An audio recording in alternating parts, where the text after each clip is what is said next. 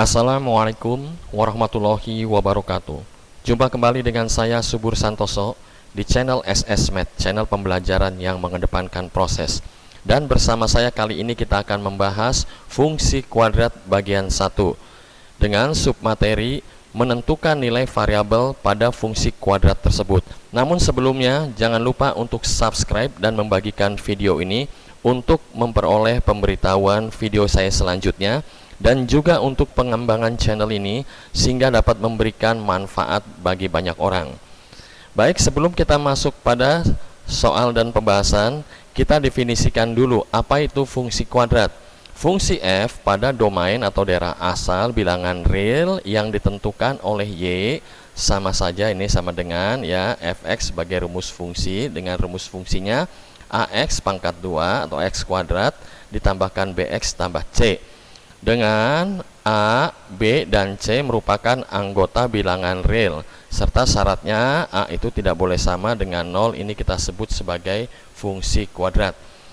Sebagaimana diketahui bahwa pada umumnya fungsi y ini merupakan variabel yang tidak bebas, artinya bahwa nilai y ini tergantung dari nilai x yang sudah ditentukan. Sedangkan jika grafik fungsi kuadrat tersebut ya ini digambarkan pada bidang datar atau pada dimensi 2, grafiknya kita sebut sebagai parabola. Baik, kita masuk pada contoh soal 1. Diketahui fungsi ya mempunyai rumus 3x kuadrat negatif 2x ditambahkan 7. Tentukan nilai fungsi tersebut untuk yang A yang ditanyakan, ini ada dua yang ditanyakan ya, untuk x-nya sama dengan 0 dan yang B untuk x-nya sama dengan negatif 2. Kita bahas dulu yang A. Nah, ini diketahui rumus fungsinya adalah fx 3x kuadrat negatif 2x tambahkan 7. Untuk x-nya 0, berapakah nilai fungsi tersebut? Nah, untuk x-nya sama dengan 0, ini mudah saja. Artinya bahwa x ini kita masukkan ya ke rumus fungsinya atau istilahnya kita substitusikan. Nah, ini menjadi 0. 3 kalikan 0 pangkat 2 negatif 2 dikalikan 0 ditambah 7. Setelah dihitung hasilnya 7. Jadi nilai fungsi tersebut adalah 7 untuk x sama dengan 0. Bisa juga kita tulis demikian dalam bentuk variabel y, karena y sama dengan fx ini ya. Kita masukkan ke persamaannya, y-nya sama dengan 7. Jadi nilai y ini sebagai nilai fungsinya sama dengan 7 untuk x-nya sama dengan 0. Lanjut kita bahas yang bagian b-nya. Seperti tadi bagian b pun sama dengan a ya caranya. Tinggal kita masukkan saja untuk x-nya negatif 2 ya ke rumus fungsi ini. Kita hitung di sini ya. Negatif 2 pangkat 2 4 kali 3 ini. Ya, kita hitung 12 tambahkan 4 tambah 7, hasilnya 23 atau nilai fungsinya 23. Seperti tadi bisa juga ditulis dalam bentuk variabel y ya. Jadi y-nya bernilai 23 atau sebagai nilai fungsinya untuk x-nya negatif 2. Baik, kita masuk ke soal nomor 2. Diketahui rumus fungsinya adalah x kuadrat ditambahkan 5x negatif 4. Nah ya, di sini ya rumus fungsinya. Jika diketahui nilai fungsi tersebut 10, berapakah variabel a-nya? Perlu diingat di sini bahwa fungsi tidak selalu bergantung atau tidak selalu ya dalam bentuk variabel x, bisa juga a, b, c dan sebagainya. Prinsip dasarnya sama dengan contoh soal yang sudah diberikan, yaitu contoh soal 1 tadi. Ini artinya ketika x-nya digantikan dengan a ya, kita masukkan saja, atau sekali lagi istilahnya kita substitusikan ya, bentuknya berubah variabel menjadi a kuadrat terus ditambahkan 5a negatif 4.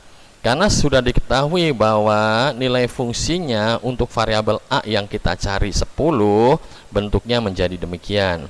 Nah, kita perlu catat ya di sini ya, bahwa bentuk ini merupakan bentuk kuadrat. Nah, karena ada dalam bentuk variabel a pangkat 2 tambahkan 5a.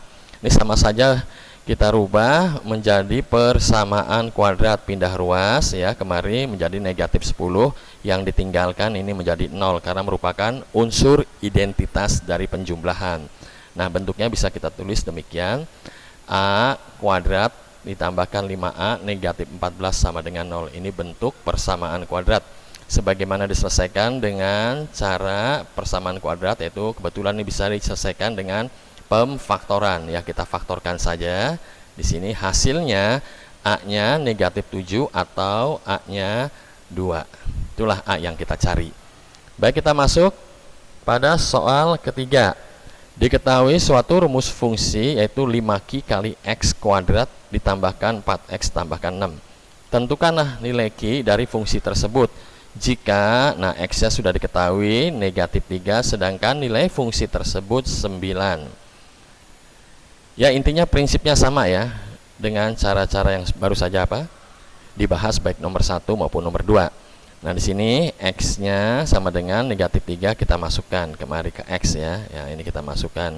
Hasilnya adalah ini X-nya negatif 3 pangkat 2 9. 9 dikalikan 5 menjadi 45 Q. Ini dia dikalikan menjadi negatif 12 tambahkan 6. Sedangkan nilai fungsi untuk X yang negatif 3 ini adalah 9. Kita masukkan 9. Di sini kita sudah tahu bahwa ini merupakan bentuk persamaan linear satu variabel dengan variabel Q. Kita hitung biasa aja ini ya. Menjadi negatif 6, bisa kita tulis demikian. 45 Q ya. Negatif 6 sama dengan 9. Pindahkan ruas ya. Negatif jadi positif, hasilnya 15.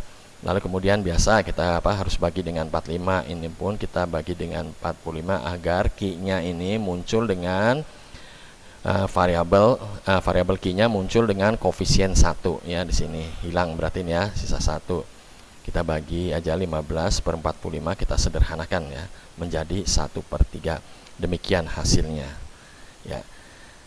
Baik, demikianlah penjelasan saya. Mohon maaf jika banyak kekurangan baik dari teknis penjelasan maupun kalimat yang kurang berkenan. Sekali lagi terima kasih untuk Bandicam, dan tentu saja terima kasih untuk yang telah mensubscribe video ini, dan terima kasih untuk yang menyaksikan video ini. Assalamualaikum warahmatullahi wabarakatuh.